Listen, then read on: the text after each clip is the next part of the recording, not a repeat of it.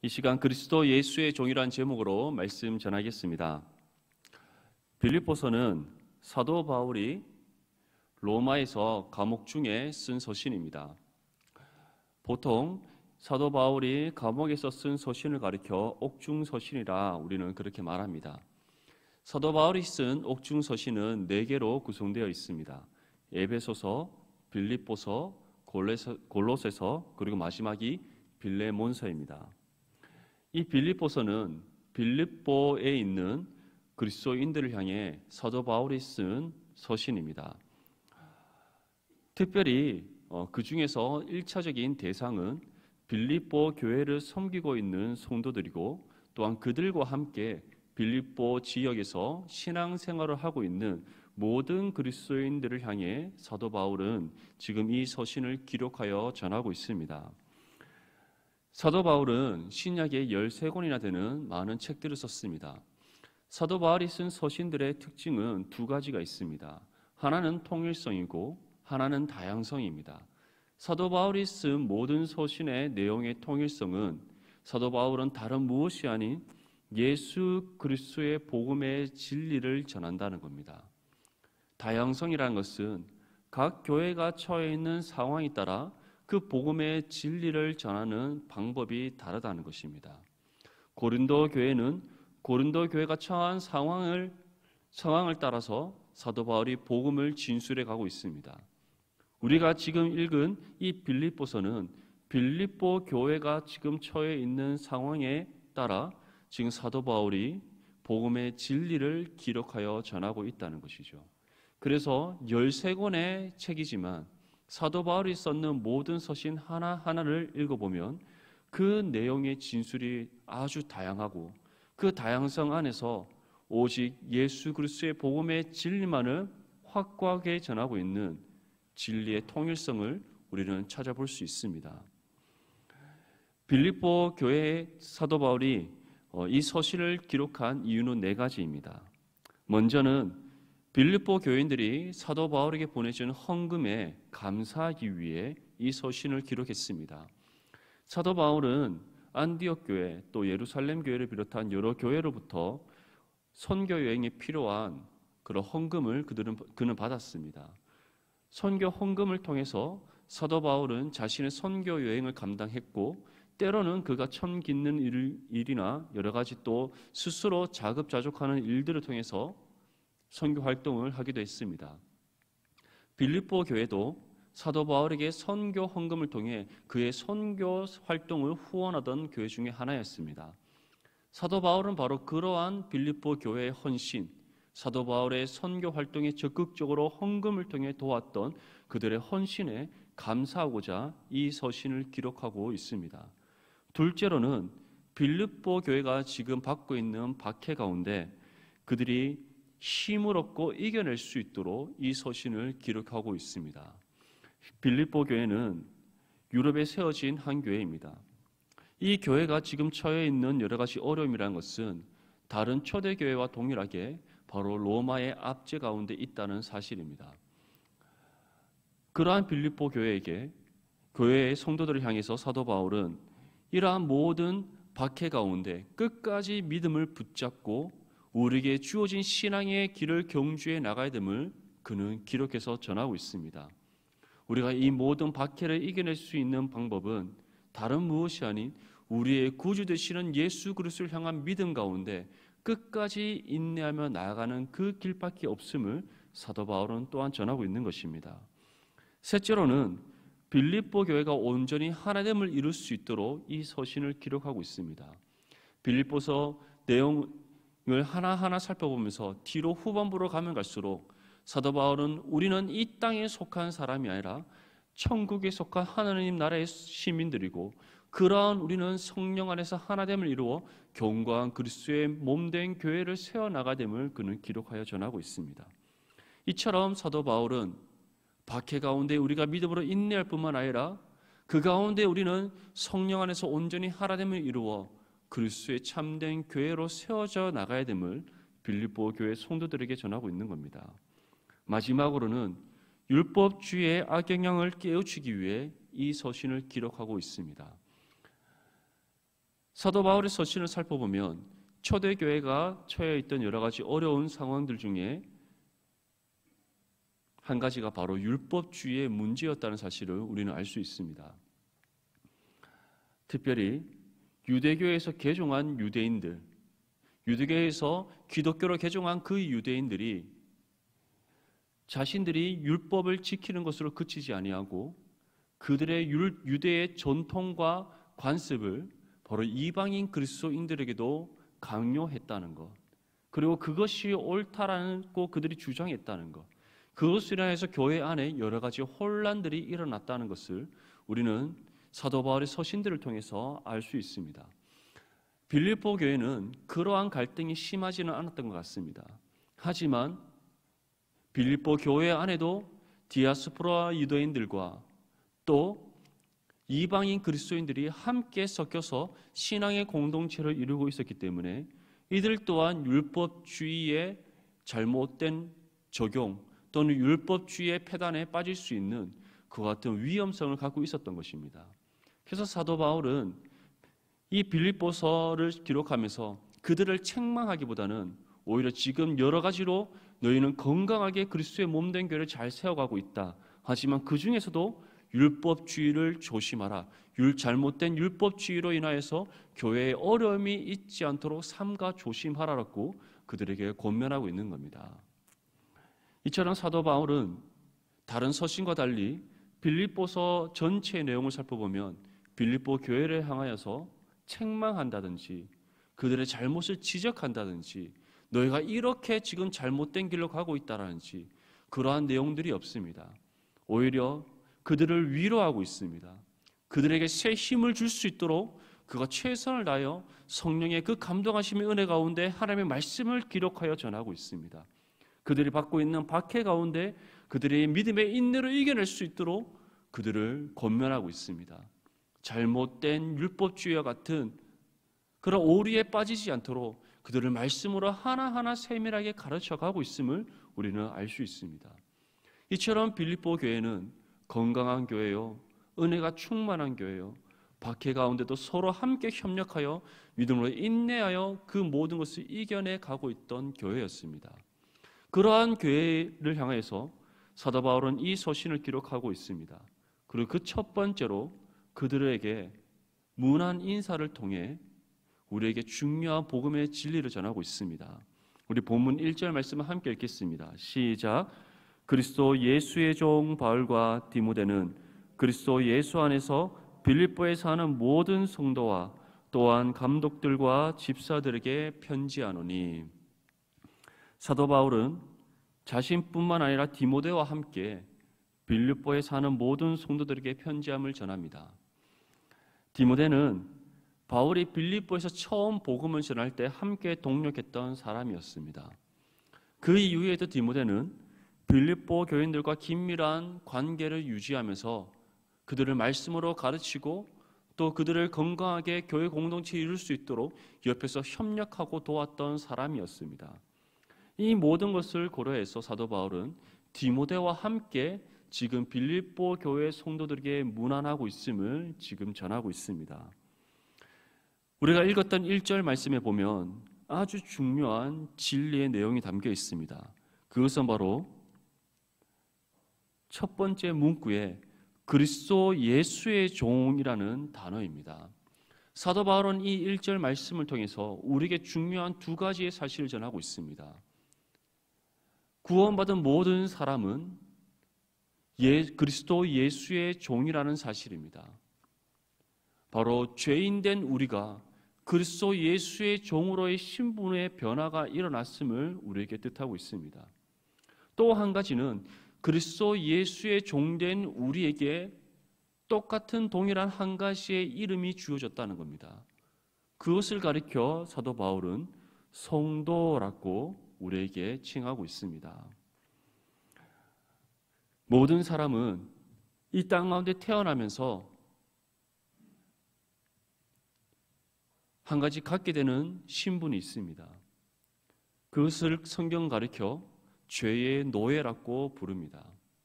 왜 모든 사람이 이 땅 가운데 태어나면서 죄의 노예의 신분을 가지고 태어납니까? 모든 사람이 죄를 범했기 때문입니다. 혹 이렇게 질문할 수 있습니다. 우리가 태어나면서 어떻게 죄를 범할 수 있습니까? 우리가 태어나면서 어떻게 죄를 갖고 태어날 수 있습니까? 가난하기는 의식도 없고 말도 할 수 없고 행동도 마음대로 할 수 없는데 어떻게 죄를 범할 수 있으며 죄를 가지고 태어날 수 있습니까? 라고 질문할 수 있습니다. 성경은 여기에 대해서 분명한 답을 주고 있습니다. 인류의 대표인 아담이 하나님께 범죄했기 때문입니다. 그가 하나님과 맺은 언약을 깨트리는 그 순간 사람인 아담에게 죄가 들어오게 되었고 그 죄가 아담에게 들어오는 순간 인류의 최초의 인류인 아담이 죄로 완전히 오염되어서 타락해버렸기 때문입니다. 이미 죄로 오염되어서 타락한 아담과 하와로부터 인류가 시작되었기 때문에 모든 사람은 자신의 의도와 상관없이 자신의 의지와 상관없이 이 땅에 나면서부터 죄로 오염된 상태로 태어날 수밖에 없는 겁니다. 그러한 우리가 죄의 지배를 받는 인생, 죄에 노예된 상태로 이 땅 가운데 살아감이 마땅하다는 것을 성경은 우리에게 전합니다. 로마서 5장 12절 말씀에 그러므로 한 사람으로 말미암아 죄가 세상에 들어오고 죄로 말미암아 사망이 들어왔나니 이와 같이 모든 사람이 죄를 지었으므로 사망이 모든 사람에게 이르렀느니라. 무엇이라고 우리에게 말씀합니까? 한 사람으로 말미암아 죄가 세상에 들어오게 되었다. 그 한 사람이 누구입니까? 하나님께서 모든 세상을 창조하고 난 이후에 흙으로 모양을 빚으시고 코에 생기를 불어넣어 하나님의 형상으로 지음받은 사람인 바로 아담을 가리킵니다. 그 아담이 하나님께서 동산 중앙에 있는 두 나무 중 선악을 알게 하는 나무를 먹지 말라 하신 그 명령을 어김으로써 죄를 범하게 되었고 죄를 범한 그 아담으로 인해 온 세상이 죄 아래 갇힌 타락한 세상이 되어버렸습니다. 세상이 타락했을 뿐만 아니라 이제 죄로 오염되고 죄로 부패하고 전적으로 타락한 그 아담으로부터 비롯되어진 모든 인류가 이 땅에 태어나면서부터 죄에 지배받는 죄의 노예로서의 신분을 가지게 되었고 우리 모두는 죄를 안고 살아가는 죄인이 되었음을 성경은 전하고 있습니다. 그러한 모든 우리에게 주어진 결과가 무엇이라고 말씀합니까? 사망, 영원한 죽음의 결과가 우리에게 주어졌음을 말씀하고 있습니다. 그렇다면 죄에 노예된 우리가 어떻게 그리스도 예수의 종이 될 수 있었습니까? 죄의 노예라는 그 신분에서 그리스도 예수의 종이라는 신분으로 우리는 어떻게 변화를 받을 수 있었습니까? 이에 대해 사도 바울은 다음과 같이 우리에게 전합니다. 에베소서 1장 4절에서 5절 말씀에 곧 창세전에 그리스도 안에서 우리를 택하사 우리로 사랑 안에서 그 앞에 거룩하고 흠이 없게 하시려고 그 기쁘신 뜻대로 우리를 예정하사 예수 그리스도로 말미암아 자기의 아들들이 되게 하셨으니 하나님께서는 창세전에 그리스도 안에서 우리를 구별되게 선택하셨다라고 말씀하고 있습니다. 창세전이라는 것은 하나님께서 이 모든 세상을 창조하기 이전을 뜻합니다. 그 시기가 언제인지, 그 때가 언제인지 우리는 알 수 없습니다. 하지만 하나님께서 빛이 있으라 말씀하신 그 최초의 창조의 사건이 있기 이전에 이미 자신이 구원하고자 그리스도 예수 안에서 구별되게 선택한 사람들이 있음을 말씀하고 있습니다. 그리고 그러한 사람들을 하나님께서는 자신이 정하신 때에 가장 기뻐하시는 방법으로 부르셔서 구원이라는 은혜를 베풀어 주십니다. 죄 아래 갇혀있던 우리를 죄에서 건지셔서 예수 그리스도 안에 속하게 하시는 은혜를 베풀어 주셨습니다. 죄로 완전히 오염되어 있던 우리를 그 모든 죄의 허물을 다 벗겨내시고 죄로 물든 우리의 영혼을 깨끗이 씻기셔서 다시 새롭게 변화되게 하시는 은혜를 베풀어 주셨습니다. 그것이 바로 하나님의 형상으로 회복이라고 성경은 말씀하고 있는 겁니다. 뿐만 아니라 죄로 죽었던 우리의 영혼에 예수 그리스도께서 이루신 그 새 생명을 주셔서 다시 살아나게 하시는 은혜를 베풀어 주셨습니다. 그래서 구원이라는 은혜는 죄에서 하나님의 자녀로, 그리고 죽음에서 생명으로, 죄의 노예에서 그리스도 예수의 종으로서의 완전한 변화를 가리키는 겁니다. 하나님께서는 이 은혜를 우리에게 주시고자 이미 이 세상을 창조하시기 전에 예비하셨음을 말씀하고 있습니다. 단지 각 사람을 부르시는 하나님의 때가 다를 뿐입니다. 분명한 것은 하나님께서 택하신 모든 사람은 분명한 하나님의 때에 부르십니다. 그 부르심을 우리는 거부할 수 있는 능력이 없습니다. 선택권이 없습니다. 하나님께서 우리를 부르시기 위해 우리를 찾아오시는 그 순간 우리는 마음의 문을 열고 예수 그리스도를 영접할 수밖에 없습니다. 하나님께서 우리에게 주시는 믿음을 우리는 받아들일 수밖에 없습니다. 또한 주신 그 믿음으로 예수 그리스도를 우리의 구주로 영접하여서 하나님께서 우리에게 주시고자 예배하신 모든 구원의 은혜를 받아 죄의 노예에서 그리스도 예수의 종으로서의 신분의 변화와 죽음에서 생명으로 건진받는 그 모든 은혜를 받게 될 뿐인 것입니다. 그래서 종교개혁자 칼빈은 하나님께서 우리에게 베풀으신 그 모든 은혜는 불가항력적 은혜다. 그 어느 누구도 거부할 수 없고 끊어낼 수 없고 피할 수 없는 하나님의 불가항력적인 은혜라는 사실을 우리에게 전하고 있는 겁니다. 이 은혜가 저와 여러분들의 삶 가운데 이미 임했음을 믿을 수 있기를 바랍니다. 이 은혜가 우리 가운데 주어졌기에 오늘 이 시간 지금 우리가 이 자리에 나와 하나님께 감사의 찬양을 올려드리며 또한 주의 말씀을 통해 우리가 다시 한 번 더 새 영과 힘으로 더 살아갈 수 있는 능력을 받을 수 있음을 믿을 수 있기를 바랍니다. 이러한 모든 은혜를 받은 그리스도 예수의 종된 우리를 가리켜 사도 바울은 성도다라고 말하고 있습니다. 성도란 헬라어로 하기오스입니다. 하기오스라는 이 헬라어 단어의 뜻은 구분된 사람, 거룩한 사람이란 뜻을 가지고 있습니다. 구분되었다는 것은 죄와 생명의 구분을 뜻합니다. 거룩이란 것은 죄악된 세상과 구별됨을 뜻합니다. 다시 말해 성도란 죄에서 생명으로 옮김받은 사람이며 죄의 노예에서 그리스도 예수의 종으로 변화된 사람을 가리킵니다. 그러한 우리가 바로 성도라는 동일한 이름을 받았음을 사도 바울은 우리에게 전하고 있는 겁니다. 특별히 사도 바울은 이 성도란 어떠한 것인가, 성도란 어떠한 사람인가에 대해서 다음과 같이 우리에게 전합니다. 로마서 1장 7절 말씀에 로마에서 하나님의 사랑하심을 받고 성도로 부르심을 받은 모든 자에게 하나님 우리 아버지와 주 예수 그리스도로부터 은혜와 평강이 있기를 원하노라. 성도는 하나님의 사랑을 받은 사람들이다라고 표현하고 있습니다. 한번 우리가 받은 하나님의 사랑을 되짚어 볼 수 있기를 바랍니다. 하나님께서는 이 세상을 창조하시기 전에 우리를 구별되게 선택하셨습니다.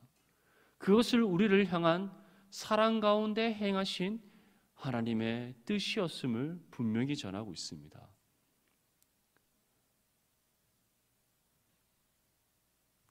세상의 모든 사람들은 이 땅에 나면서부터 이미 임박한 하나님의 심판이 주어져 있습니다. 그러한 사람들 중에 우리가 구별되게 선택받았다는 것, 우리에게 임하고 있었던 그 심판이 거두어졌다는 것, 오히려 우리에게는 하나님 나라에서의 영생이 주어졌다는 것, 이 땅에서의 삶을 마친 그 이후에 하나님 나라에서 그리스도의 영광 가운데 영원한 삶을 살아가는 그 은혜가 우리에게 예배되어져 있다는 것, 무엇보다 우리는 더 이상 죄에 지배받는 노예의 인생이 아니라 그리스도 예수의 종으로서 성도의 삶을 살아간다는 것. 이 모든 것이 바로 우리를 향한 하나님의 사랑의 증거라는 사실을 믿을 수 있기를 바랍니다. 이 사실을 믿는 믿음의 성도라면 우리는 반드시 하나님 앞에 감당해야 될 믿음의 의무가 주어져 있다는 사실을 기억할 수 있어야 됩니다. 우리에게 주어진 믿음의 의무란 성도로서 합당한 삶을 살아가는 것을 뜻합니다. 이전에 우리가 가지고 있던 모든 육신의 옛 죄의 삶을 다 벗어던져 버리고 이제 그리스도 예수의 종된 성도로서 우리에게 주어진 신분에 합당한 삶을 살아가는 것, 그것이 바로 성도된 우리에게 주어진 신앙의 의무인 것입니다. 에베소서 4장 1절에서 3절 말씀에 그리스도 예수의 종인 성도에게 주어진 믿음의 의무가 무엇인지 전합니다. 우리 화면을 보며 함께 읽겠습니다. 시작. 그러므로 주 안에서 갇힌 내가 너희를 권하노니 너희가 부르심을 받은 일에 합당하게 행하여 모든 겸손과 온유라 하고 오래 참음으로 사랑 가운데서 서로 용납하고 평안에 매는 줄로 성령이 하나 되게 하신 것을 힘써 지키라. 아멘. 성도에게 주어지는 의무가 무엇이라고 말씀하고 있습니까? 너희가 부르심을 받은 일에 합당하게 행하라. 너희는 믿음의 성도로서 그리스도의 예수의 종된 믿음의 성도로서 하나님으로부터 부름받은 그 부르심에 합당하게 행하여라. 그것이 우리가 주어진 신앙의 의무를 온전히 감당하는 삶이다라고 말씀하고 있습니다. 그렇다면 우리가 하나님으로부터 부르심 받은 일에 합당하게 행하는 것이 무엇입니까? 사도 바울은 이에 대해 우리에게 구체적으로 전하고 있습니다. 모든 겸손과 모든 온유와 오래 참음과 사랑 가운데서 서로 용납하는 것, 평안에 매는 줄로 성령이 하나 되게 하신 것을 힘써 지키는 것이다 라고 우리에게 말씀하고 있습니다. 모든 겸손, 온유, 오래 참음, 사랑, 이 모든 것이 무엇입니까? 우리 주 예수 그리스도께서 우리에게 친히 나타내 보이신 그의 인격이자 성품이십니다. 예수님은 우리를 사랑하시되 끝까지 사랑하시는 주님이신 줄 믿을 수 있기를 바랍니다. 우리를 향해 참으시되 끝까지 참으시는 우리 주 예수 그리스도이심을 믿을 수 있기를 바랍니다. 예수 그리스도께서는 그 어떤 누구보다 가장 온유하신 분이심을 믿을 수 있기를 바랍니다. 예수님의 온유하심의 절정은 그의 십자가의 사건이었습니다. 예수님께서도 우리와 같은 육신의 몸을 입고 계셨기에 앞으로 그가 십자가의 고난을 통해 감당해야 될 그 고통에 대한 두려움이 있음을 고백하고 있습니다. 할 수만 있다면 아버지여 이 잔을 내게서 걷어가 주시옵소서. 물러가게 하여 주시옵소서. 할 수만 있다면 이 잔을 걷어가 주시옵소서. 그 십자가의 고통이 얼마나 큰지 이미 알고 계신 예수님이셨습니다.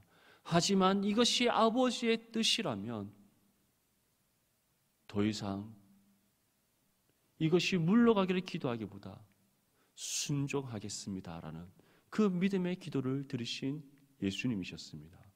다시 말해 그 어떠한 시험과 그 어떠한 환난과 그 어떠한 고난과 고통이 있다 할지라도 믿음 가운데 굳게 서서 그 모든 것을 온전히 감당하시는 온유의 모습을 보이신, 완전한 온유의 모습을 보이신 우리 주 예수 그리스도였습니다.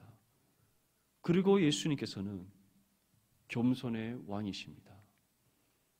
가장 낮고 낮은 자리에 내려가신 예수 그리스도, 죽음의 자리까지 내려가신 예수 그리스도,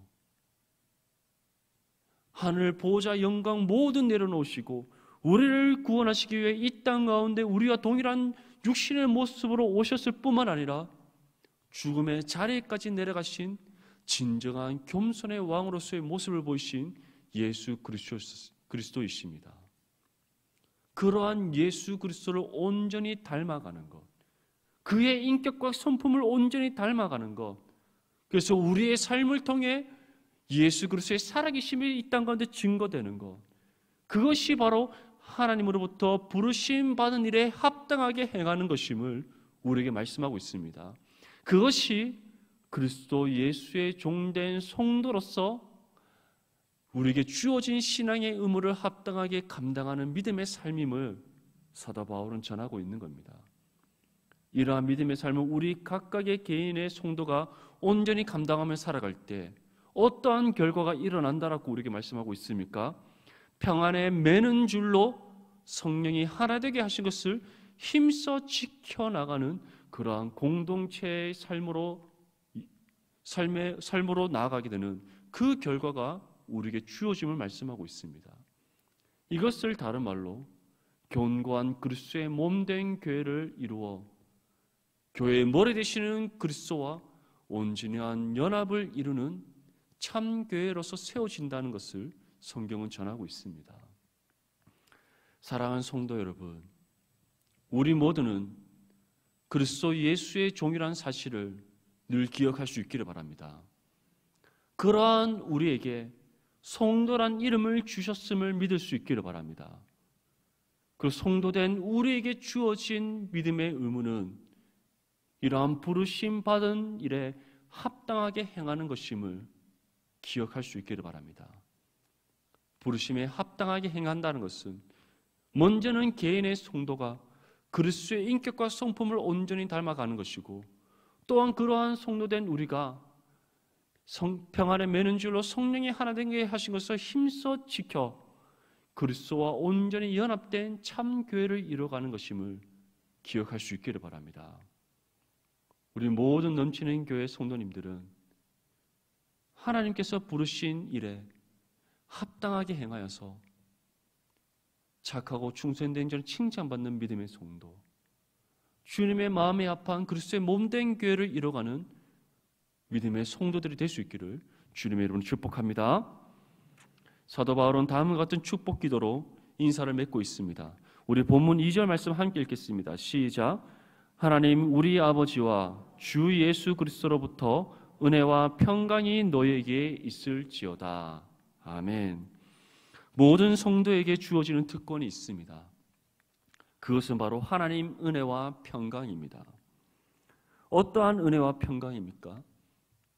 그것은 바로 예수 그리스도 안에서 하나님과 화목을 이루는 은혜입니다.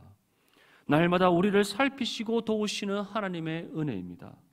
우리의 모든 필요를 채워주시는 하나님의 은혜입니다.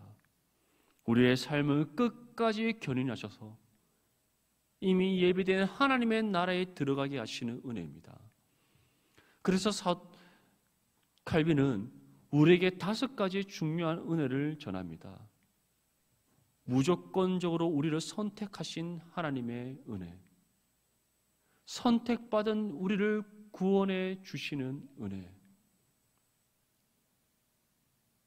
그 은혜를 우리가 거부할 수 없고 반드시 그 은혜를 받아 하나님의 자녀로서 이 땅 가운데 살아가게 하시는 그 은혜, 무엇보다 우리를 붙잡으신 그 손을 놓지 않고 끝까지 우리의 걸음걸음을 인도하여서 영원한 하나님의 나라에 안착해 하시는 그 은혜, 이 모든 은혜가 구원받은 성도된 우리에게 주어진 은혜라는 사실을 기억할 수 있기를 바랍니다. 예수님께서 동일하게 말씀하셨습니다. 너희는 이 땅에서 무엇을 먹을까 마실까 입을까 염려하고 걱정하지 말라. 하늘에 공중에 나는 새도 친히 먹이시는 하나님, 땅에 자라는 들풀도 친히 기르시는 하나님, 그러한 하나님께서 너희에게 가장 좋은 것으로 주시지 않겠느냐. 그럼 너희는 이 땅 가운데 무엇을 먹을까 마실까 입을까 걱정하고 염려하는 것이 아니라 언제나 먼저 하나님의 나라와 의를 구하라. 그리하면 이 모든 것을 너희에게 더하시리라 약속하고 있습니다.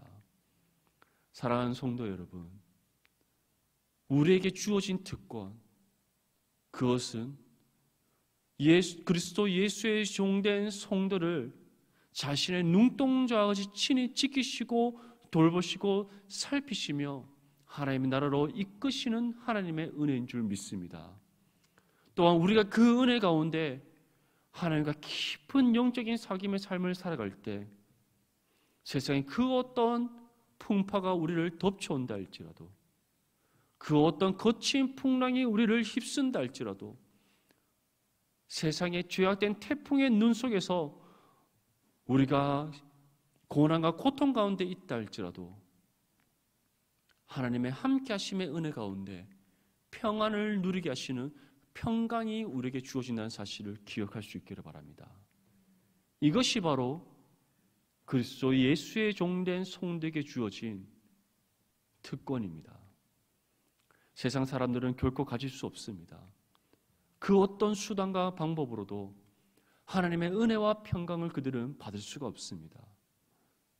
오직 택함 받은 성도에게만, 구원받은 그리스도 예수의 종된 우리에게만 주어지는 은혜의 특권의 사실을 기억하시고 언제나 하나님의 은혜와 평강 가운데 그리스도 예수의 종된 성도로서 부르심에 합당하게 행하여 먼저는 하나님께 영광 올려드리고 또한 하나님으로부터 착하고 충성된 종이라 칭찬받는 저와 여러분들의 삶이 될 수 있기를 주님의 이름으로 축복합니다.